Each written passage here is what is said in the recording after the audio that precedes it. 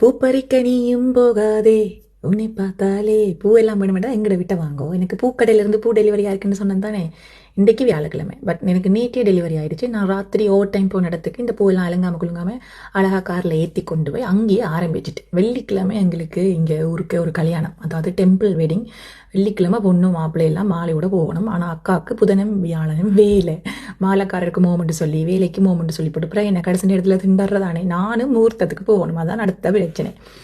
நான் புதன்கிழமை இரவு வேலையில் வந்து விடியப்புறம், அதாவது வியாழக்கிழமை ஒரு 3 மணி 3:30 போல கட்ட தொடங்கிட்டேன். 4 மாலை 2 கொண்ட மாலை. ஸோ பெரிய வேலை, எடுத்த காரியத்தை வடிவா செஞ்சு கொடுக்கணும் தானே.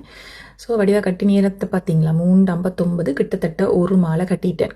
ஒரு மாலை கட்டுற அளவு பூத்தான் கொண்டு கொண்டான். ஏன்டா கிட்டத்தட்ட 4 மணி ஆச்சு ஒரு மாலை கட்டி முடியவே, எனக்கு தெரியும் கணக்கு. ஸோ அங்கே வேலெடுத்து பிள்ளைகளையும் பராத பிள்ளைகளையும் எழுப்பி பள்ளிக்கூடம் போகணும், வீட்டை வந்து பெற்றதுகளையும் எழுப்பி பள்ளிக்கூடம் போகணும்.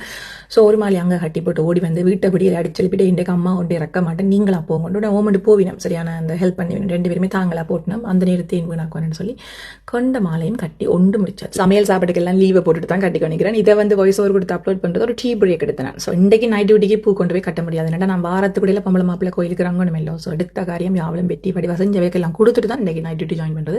நாமல் விடிய வந்து தூங்கின மாதிரி தூங்காத மாதிரி அதை டச் பண்ணி கொண்டு 6 முளை சேலையை எப்படி சரியினாலும் அது வடிவு தானே சரியை கொண்டு வந்தேன். 2 ஓடி போய் கடைசி தாலி கட்டுறதுக்கு ஓடி போய் ஜாயின்ட் ஆக மாட்டேன் கல்யாணம்.